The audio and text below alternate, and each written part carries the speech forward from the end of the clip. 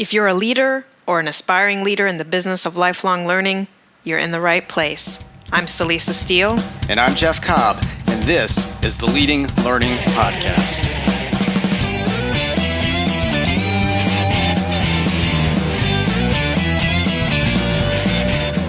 Hey there, and welcome to episode 123 of the Leading Learning Podcast.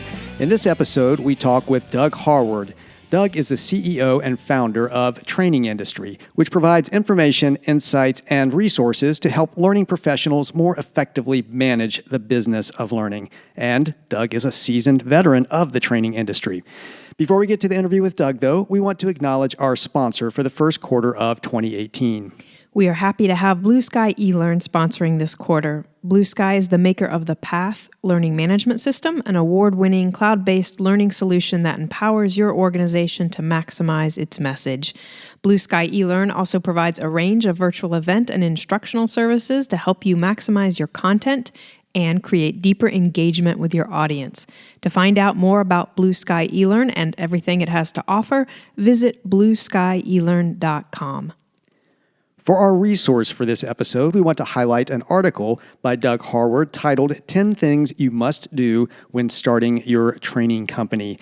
This article offers really useful tips from someone who has deep experience in this area, and while it's aimed mainly at entrepreneurs, that is people who want to start up a business, we think it's very useful even for those listeners who may not identify as entrepreneurs.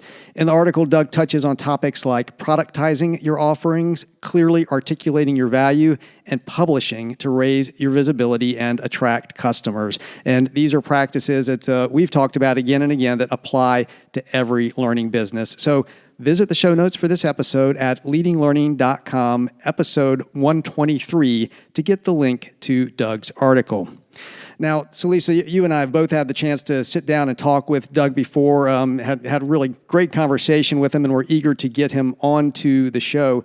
Can you give us a little bit of a taste of what this conversation was like? Well, as you mentioned at the outset, Doug's a veteran. He's worked in the training industry with a little T and a little I for years before he founded Training Industry, big T, big I. And so a lot of what he and I talked about draws on his perspective of what's changed and what hasn't changed in the training industry over the course of the last few decades, in particular corporate training, which he deals with a lot, and from both sides of the equation, both the supplier side and the buyer side. And I'll say, too, that Doug at heart is a really practical, application-focused guy, and I think that comes through in his thoughts on the major challenges and opportunities facing learning businesses today. Well, I know Doug had some great insights when we had the opportunity to talk with him face-to-face, so I'm really looking forward to what he has to say in this interview, and I think listeners are really going to benefit from this one. So let's go ahead and roll the interview with Doug Harward.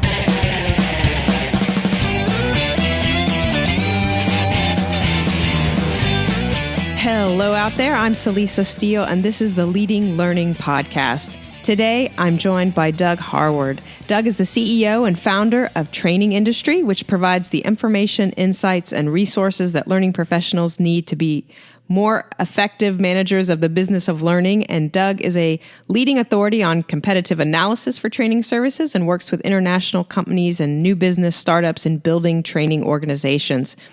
Doug is also the co-author of What Makes a Great Training Organization, a handbook of best practices. Doug, welcome to the Leading Learning Podcast. Thank you very much, Celisa. Pleasure to be here. And so I'd love for you to kick things off by saying a bit more about Training Industry and what you do, your role there, your work. Sure. So Training Industry is a market intelligence firm for the corporate training marketplace worldwide. We provide information to both the buyers and the sellers, or we call it the supply and the buy side, of the corporate training marketplace. And most of our information is more about best practices centered around what we call the business of learning. And we name the top 20 companies in the marketplace by a variety of different segments, such as leadership, training, learning technology, sales training, and so on. You can find us at trainingindustry.com. So you've been involved for many years at this point in the training industry. And so I would love to hear from you about some of the changes that you've seen in the training field and in how learning happens. Well, I think the industry has evolved quite a bit over the 30-plus years that I've been a part of it. I think we've continued to be a very events-based type of profession, meaning most learning occurs through training courses and events and programs. But I find that through technology and through different types of practices, this is where the biggest change is starting to occur, which I think is a very positive thing, where I think our profession is learning to be a bit more or somewhat more focused on what we call the learning experience, not just within one event or one program, but over a period of time. And I think this is where we're learning a lot from the science of learning, from neuroscientists who are telling us quite a bit about, the way that an individual learns over a period of time. How do you manage that experience? What are the things that you can do, from learning programs to how to onboard to micro-learning to on the job, and just a variety of different things. And that's really where we're seeing the biggest changes occur. And we think it's a very exciting time, too. Yeah, well, that definitely resonates with me in the sense of we definitely like to emphasize experience over events because, as you said, it fits with what we know about how learning actually happens and how we are able to apply that learning. That often it's not just that one-time course; it's about taking that back to the workplace, taking that into our daily lives, and beginning to apply it. So that is an exciting change to see. And, one of the things, because of your perspective on corporate training, and you have both that supply and the buy-side point of view, for some of our listeners who have learning and education offerings that they might want to take into an organization or a company at the enterprise level, so that they might want to offer what they have into the training function at a company, what advice would you have? What do they need to know about how training works in that context? Any thoughts on how they should approach that kind of business-to-business sale? Sure. Well, I think, I'll start with the idea that we obviously have to deliver value, and I know that's somewhat of an overused kind of phrase that we've heard many, many, many times, and I think we all get it. I think what we struggle with is, so what does it really mean to provide value, especially when we're creating a learning program or delivering a learning program?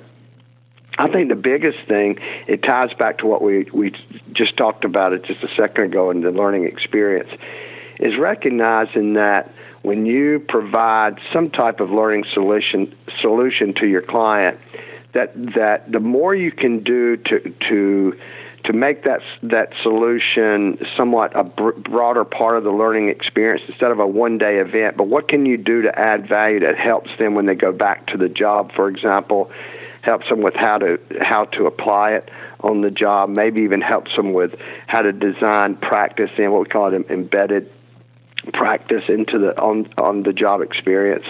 Anything you can do to make that learning solution, kind of take and carry over a period of time.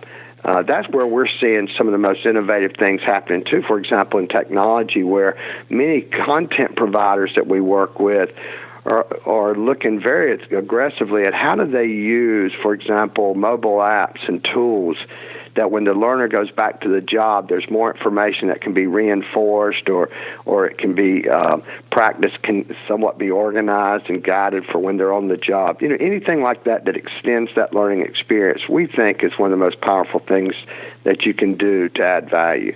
And I think, obviously, the other things that we always think about is making sure the program is on target, it's aligned to what the learning objectives are. Those things are critically important, but in some regards they're table stakes, meaning we've always known that that's important, and so we have to stay true to that. But I think now it's a matter of, so what can you do to extend the learning experience with your programs and help them go back to the job and apply it?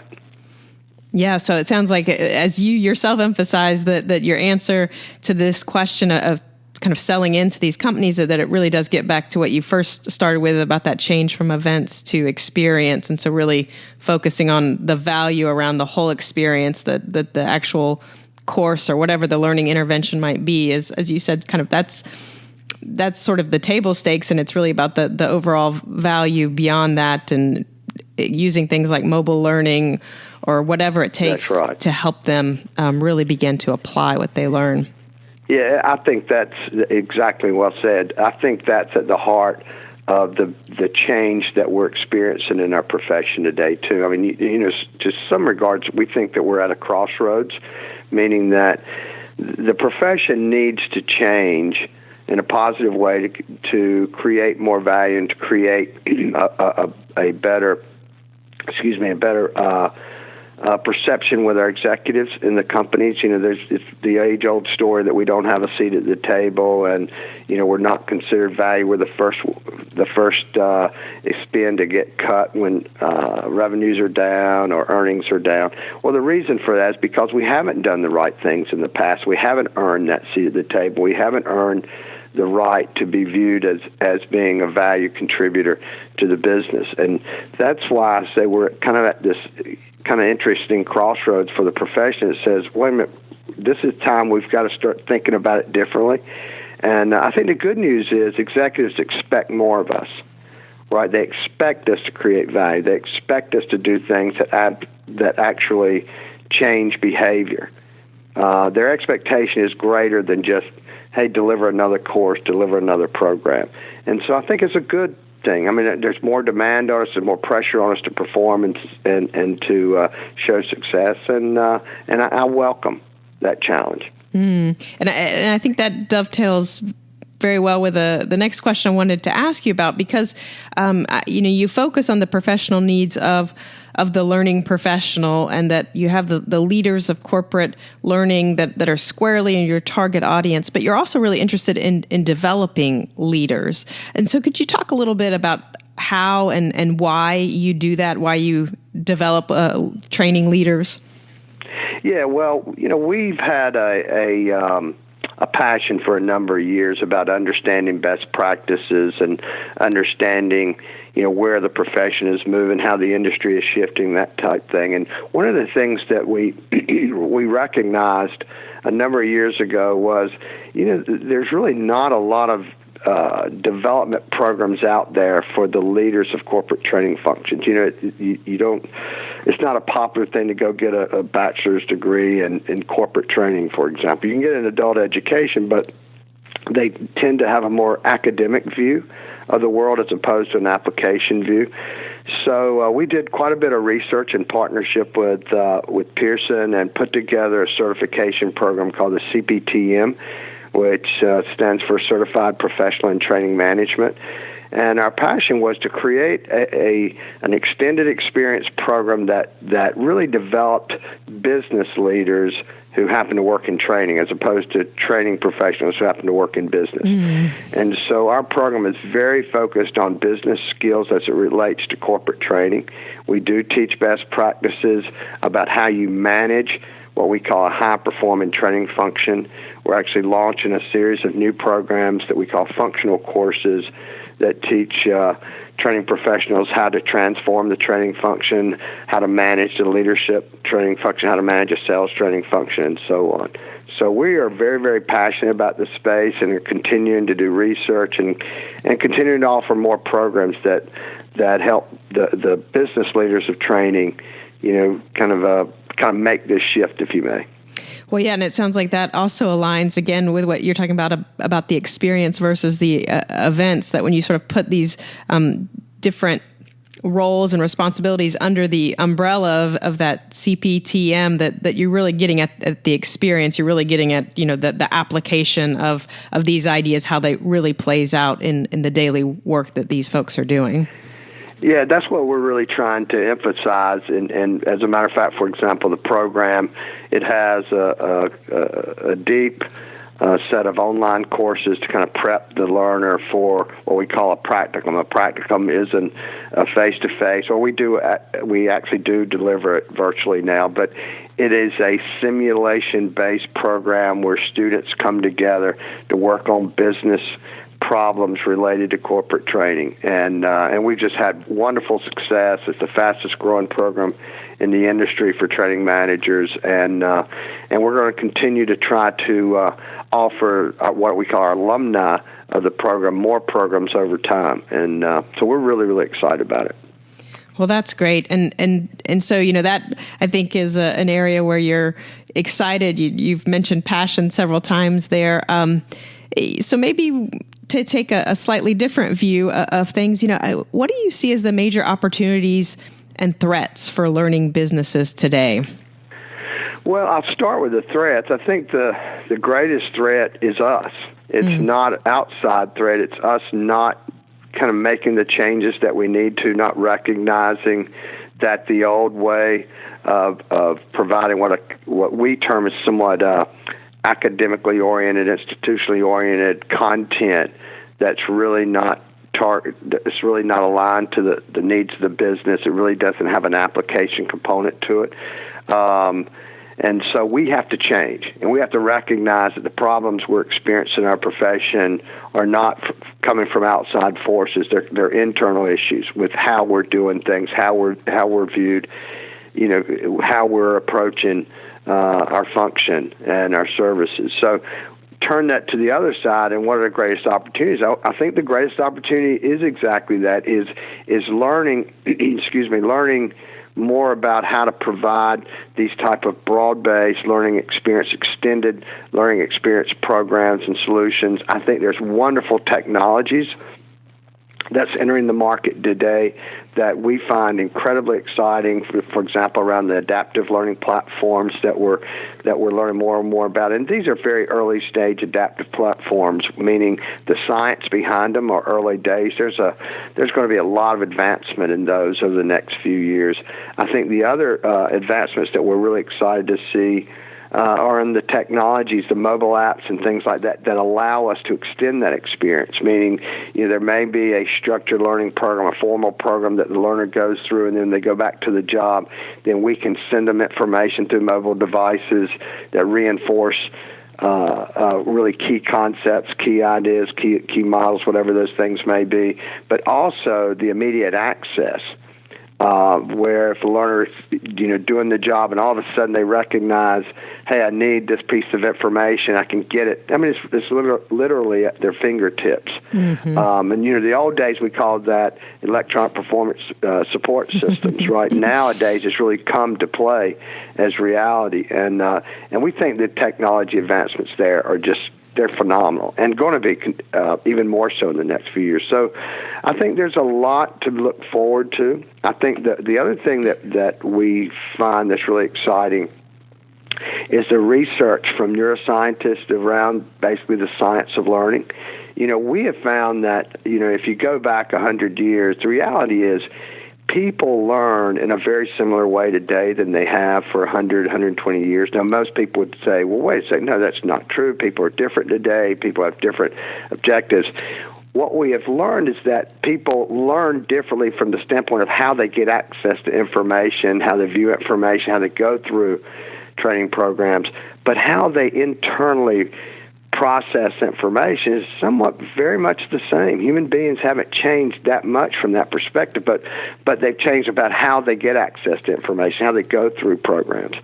And so how we design learning solutions is really the opportunity, because people, there's a level of consistency about how the brain works and whatnot that we believe in, and science is telling us that part of it hasn't really changed very much. Well, that's great. I mean, I like that you first contextualize the threat as, not external, but the threat being ourselves and not doing what we need to do. And the upside there, of course, is that if we're the threat, I mean, that's where we have influence, where we can make some changes that we can. That's right. We can control it, yeah. Right? So that's great.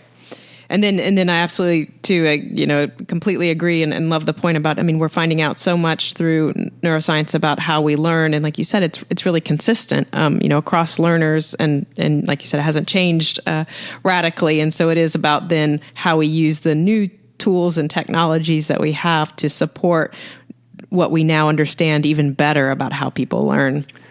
Yeah, and if I could, I'll add a couple of real quick points. A popular concept or model that became somewhat in vogue over the last a few years, is this model of the 70-20-10, which basically states, that 70% of the information that a knowledge worker gets to do their job comes from on-the-job experiences, and 10% comes from formal learning, and 20 social. And, I think the idea that we've got to change from the standpoint that, this 10 is where our focus has been. Now we've got to learn how to create impact at the 70. And if you also look at some of the neuroscientists, such as one I'm very, have a lot of favoritism to, I've been studying his work. We've become very good friends and doing some joint research projects. There's a gentleman named Dr. Anders Ericsson at Florida State University. His recent book in 2016 is called Peak, which he basically deals with the concept of peak performance and how do you become an expert in whatever field or skill you're in. And, he basically professes this concept of what we call deliberate practice. And the idea of when you go to the job is, we all would probably agree that the best way to learn something is by doing it. So the question becomes, so why aren't we actually designing practice into the job and actually creating a purposeful approach to getting better every single day you're working, as opposed to the idea that the only time I learn is I have to go back to a course and then I go back to the job and do. Now, the reality is I learn while I do. And so this is where we've got to rethink, how we manage that. That's great. Thank you for adding those points, and building in that the opportunities for practice makes a lot of sense. And my next question probably builds a little bit perhaps on what you're already talking about, but I know, when you co-wrote the book, What Makes a Great Training Organization, I know that part of what you did was look at a lot of data in order to come to the conclusion of what makes for a great training organization. So, based on that data, based on your other experience, what would your top tip or two be for folks currently running a learning business? What should they be doing that they're likely not doing? Well, I think the most important thing that we would suggest is to shift their focus from how to manage events and programs and courses to really think about how they build and develop what we would call a high-performance learning system. And a high-performance learning system is basically the idea, it's the bringing together all of the different learning opportunities that an individual has or needs over the period of time where they go from, let's say, new on that job role to the time that they reach what we would consider a targeted level of performance. And so if you think in concept of the learning curve, depending on a job, it may take somebody 2 weeks, it may take them 2 years to really, really become an exceptional performer on a particular job, depending on the complexity of the skills. So what we suggest is to think about the total time it takes for an individual to become an expert performer on the job, and to kind of get out of the micro thinking, about, hey, how do I build the best course, to how do I design a learning system that includes all of those particular things. So it includes what we call formal structured learning. What are the course programs? How do you onboard? It includes, are we recruiting the right core skills to the job? How are we designing practice into the job? What are we doing to create on-demand micro-learning opportunities so when an individual has a problem, they know how to get the answer to that problem very, very quickly using whether it be video or whatever the mechanism. And I can kind of go down the list. How do we use assessments to help us in that system? That's where we think that the greatest opportunity for a learning leader is. So sort of playing the long game rather than the short events. It's the long game of how do you get that individual up to kind of the peak performance. That's right. It's kind of, again, I use the term the extended experience. It's getting away from just being micro oriented or just event oriented to being system oriented. And if it takes, for example, a particular role to become proficient or a high performer 6 months, so design that 6-month system instead of thinking about designing individual courses. And don't get me wrong, we need courses, we need programs, we need individual elements. but the future is about how we put them all together and be very purposeful about those. So again, you've had a lot of experience in the training field. You've been very hands-on for a number of years. But if you look out on the horizon, what's going on with learning these days that most excites you, or what's right there on the horizon that you're kind of avidly watching and waiting for its arrival? Well, if you had asked me that question a year ago, I probably would have taken a more technology view of that. And don't get me wrong, we study the technologies and the evolution of technology and where the investments come in and that type thing. But I think I'm getting most excited right now in our research around this practice of high-performing learning systems, meaning what are all the elements and what are the variables that you have to control to get somebody from a new hire or the beginning of a job role to a point of peak performance. And working with some of the top scientists in the world in the field to understand those things and understand the practices. So I think we're really, really excited about practice and not just the concept of practice, but the idea that it's the practice of learning. It's the things that we do and how we manage the experiences that's more powerful than a tool, a technology, a course. All of those things are enablers, but it's how we put them all together that really, really gets us excited. And we think that's the future of our profession. I think our challenge, too, has been the profession has been very, let's call it event-oriented, because that's how we've tended to monetize our services. If you're on the supply side, that's how we make money. I sell a course. But what we're seeing is the corporations are becoming more and more interested and willing to pay for extended services. For example, to pay for coaching, which we think coaching is a vital part of this overall solution.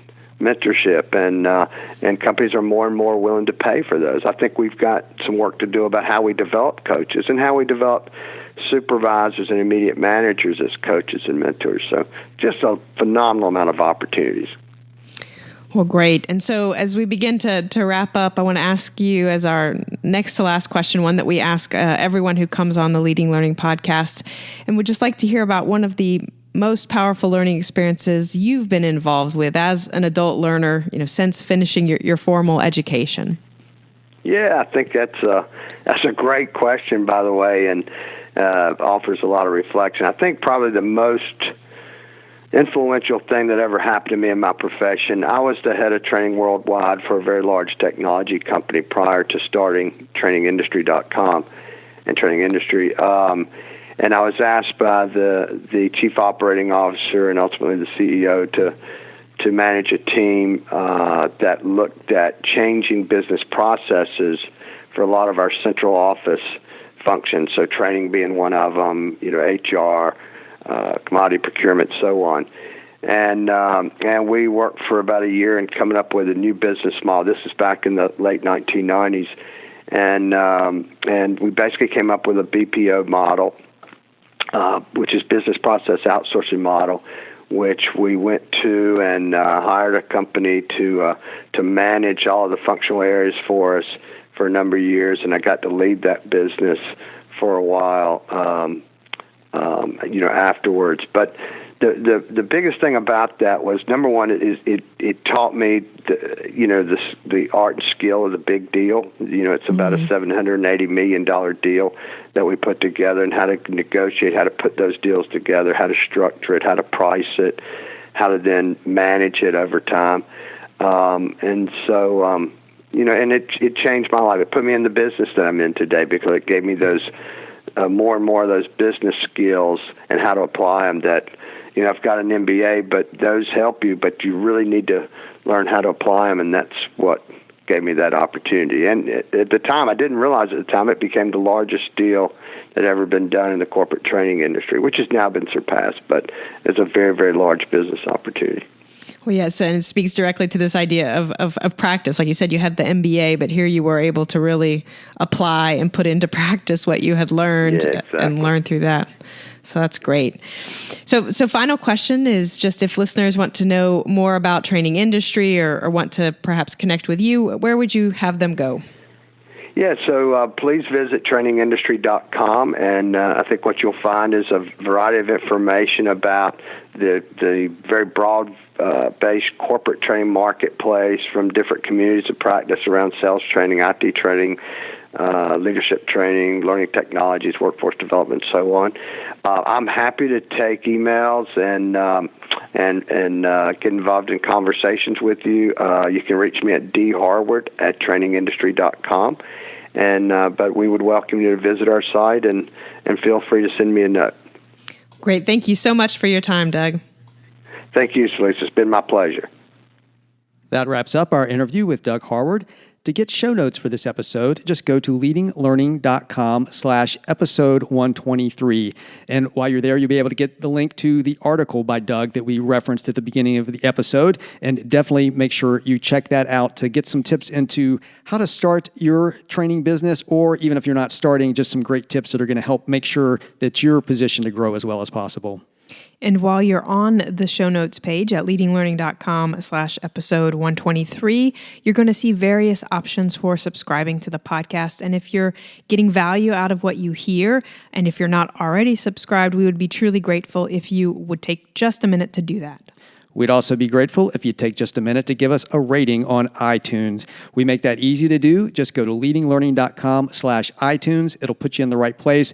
We appreciate knowing that you're getting value out of the podcast, and those reviews help us pop up in the rankings so that others who might be interested in the Leading Learning podcast will be more likely to find it. And we'd be grateful if you would take just a minute to visit our sponsor for this quarter, Blue Sky eLearn. Jeff and I put a lot of work into producing and delivering the Leading Learning podcast, and one of the reasons we're able to do that is because of the support of sponsors like Blue Sky eLearn. So please check them out at blueskyelearn.com.